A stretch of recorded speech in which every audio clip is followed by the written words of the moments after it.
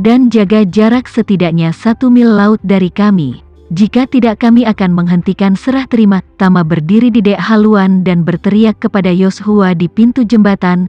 Kecepatan penuh di depan, Yoshua mendapat perintah dan segera bergegas ke konsol kontrol dan menarik pendorong throttle mesin ke bawah dengan satu tangan. Kapal barang, yang bergerak perlahan dengan kecepatan sangat lambat, tiba-tiba meledak dengan guncangan mesin yang hebat. Dan kecepatan kapal langsung meningkat banyak. Orang-orang di kapal pesiar itu telah mendengar raungan dari mesin kapal kargo, dan pemimpin tim segera mengambil walkie-talkie dan berkata dengan keras, "Situasi telah berubah. Berlayar dengan kecepatan penuh." Begitu kata-kata itu terucap, sang pilot langsung menyalakan tenaga kuda mesin hingga maksimal. Dan gelombang besar air dan busa yang diaduk oleh baling-baling menyembur keluar dari buritan kapal sekaligus. Ingin lari, melihat bahwa pihak lain ingin melarikan diri, Tama mencibir dan tiba-tiba memberikan kekuatan penuhnya, langsung menyerang pedang penusuk jiwa 10 lapis ke arah buritan kapal. Dia tidak tahu berapa banyak kerusakan yang akan ditimbulkan oleh pedang penusuk jiwa 10 lapis pada kapal. Tetapi orang-orang di kapal ini tidak cukup untuk mati di matanya, jadi dia bermaksud menggunakan pisau penusuk jiwa 10 lapis untuk memberi mereka tembakan ke dalam jiwa. Hampir 30% aura di tubuhnya langsung ditarik oleh pedang penusuk jiwa ini. Berubah menjadi energi tak tertandingi yang mengalir deras menuju kapal pesiar. Kekuatan dahsyat yang menyapu lautan tanpa suara. Sedetik kemudian, mereka bisa mendengar bahwa dari buritan kapal tiba-tiba terdengar ledakan keras. Segera setelah itu, buritan sistem tenaga langsung diledakkan. Gelombang besar api, bersama dengan baling-baling yang hancur dan bagian sistem tenaga naik ke langit. Mereka bersiap untuk mempercepat evakuasi kapal pesiar, tetapi langsung kehilangan semua kekuatan dan berhenti sekaligus. Pada saat ini, semua orang tercengang. Sebelum ini, Yoshua selalu menganggap bahwa Tama adalah ahli alam gelap, tetapi melihat bahwa dia dapat dengan mudah meluncurkan serangan tak terlihat dan melubangi kapal pesiar lainnya, dia segera menyadari bahwa kekuatan Tama mungkin jauh di atas alam gelap. Memikirkan hal ini, Yoshua semakin merasa bahwa langkahnya untuk membunuh keluarga Renza saat itu benar-benar pemikiran yang konyol. Pada saat ini, orang-orang di kapal pesiar sudah tercengang oleh ledakan tadi. Suara seorang pemuda terdengar dari interkom, "Apa yang terjadi? Ledakan apa ini barusan? Mengapa perahu tidak bergerak?" Suara mendesak lain dari pilot terdengar dari interkom, "Tuan muda, kapal kami telah kehilangan semua kekuatan. Rasanya seperti mesin telah diledakkan." Pemuda itu berseru, "Sialan, bagaimana ini bisa terjadi? Apakah kita sedang diserang?" Pemimpin tim di dek sedang sibuk berkata, "Tuan muda, jika ledakan tadi disebabkan oleh kekuatan luar, setidaknya itu harus berupa senjata seperti bazooka atau RPG, tapi aku tidak melihat apapun yang menyerang kita."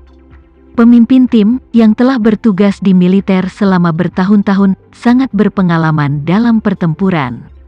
Dan menurut pengetahuan profesionalnya, dalam ledakan barusan, kekuatannya telah melebihi kekuatan senapan antimaterial kaliber besar biasa, dan itu harus menjadi senjata pada tingkat granat berpeluncur roket untuk menjadi mungkin.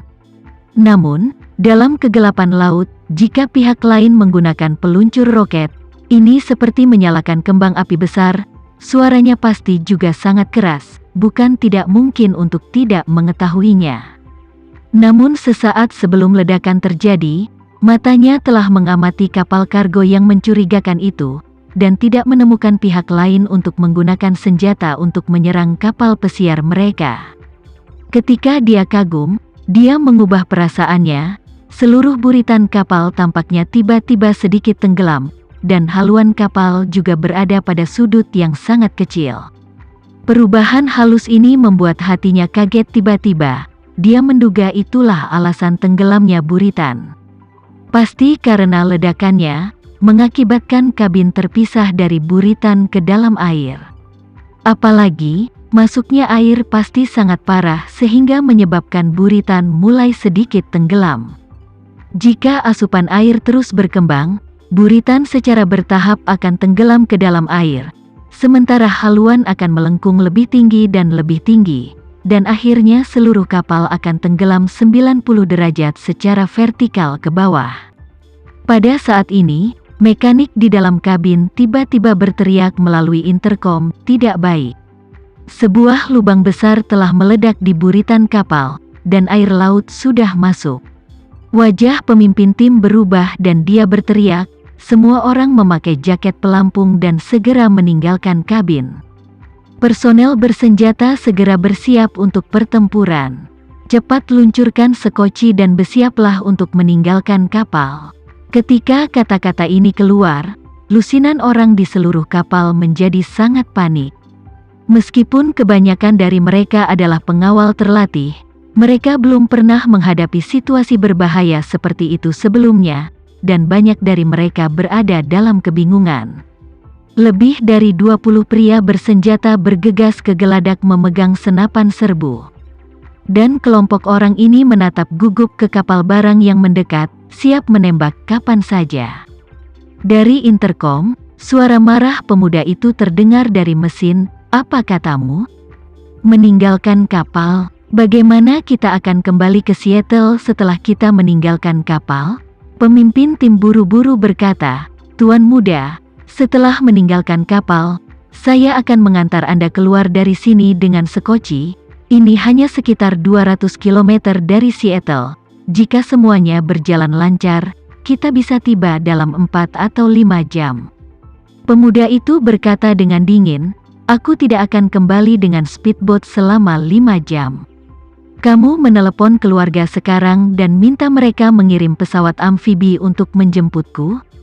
Pemimpin tim berkata, "Tuan muda, masalah kita bukan hanya kapalnya yang tenggelam. Kapal kargo di seberangnya melaju kencang ke arah kita. Kurasa mereka punya niat jahat. Jika kita benar-benar membiarkan mereka mengejar, aku khawatir kita akan berada dalam bahaya. Yang terpenting sekarang adalah mengeluarkanmu dari sini." Pria muda itu bertanya secara retoris, "Apakah Anda mengatakan bahwa mafia ingin berurusan dengan kami?" Pemimpin kelompok berseru, "Kemungkinan besar." Pria muda itu mengutuk dengan gigi terkatup, "Apakah bajingan ini bosan hidup? Beraninya mereka berani menggonggong padaku dengan kekuatan seperti itu? Besok saya akan mengirim tim ke Vancouver untuk memenggal kepala bos mereka." Pemimpin tim berkata, "Tuan muda, bahkan jika Anda membunuh seluruh geng Italia besok, tidak masalah, tapi intinya kita harus mengungsi sekarang." Pihak lain tampaknya telah menerima saran pemimpin, tetapi dia masih mengutuk dan berkata, "Bendungan, pertama kali saya keluar dengan kalian, kapal akan tenggelam, sialan nasib buruk." Segera, ada seorang pria muda Asia dengan pakaian mewah berlari keluar dari kabin. Dia dengan cepat datang ke sisi kanan kapal di bawah perlindungan beberapa orang, sedangkan ABK di kedua sisi sudah mulai bersiap-siap untuk menerjunkan 2 sekoci kapal ke laut. Pemimpin tim, melihat kapal kargo semakin dekat, berteriak, "Cepat kalian! Atau akan terlambat." Ketika beberapa anggota kru mendengar ini, mereka bahkan lebih lelah. Kedua sekoci, biasanya tidak seperti kapal kargo, langsung digantung di kedua sisi lambung. Tetapi untuk memastikan keindahan kapal pesiar, mereka disembunyikan di geladak. Saat dilepaskan, Anda perlu membuka penutup geladak, lalu menggunakan lengan pengangkat khusus untuk mengangkat sekoci dari geladak. Dan baru kemudian berbelok ke sisi kapal untuk menurunkannya ke permukaan air. Jadi, seluruh proses memakan waktu setidaknya 2 atau 3 menit.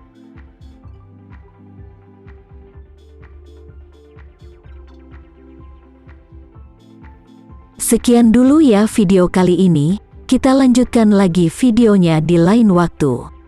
Oh iya, bagaimana menurut kalian? Semoga bisa sedikit menghibur kalian semua. Untuk teman-teman yang baru nonton, jangan lupa subscribe ya, hehehe. Dan kalau teman-teman ada yang ingin gabung langganan bisa langsung gabung saja untuk dapat fitur yang menarik dan sedikit membantu Mimin. Terima kasih banyak sudah menonton, sampai jumpa lagi, bye.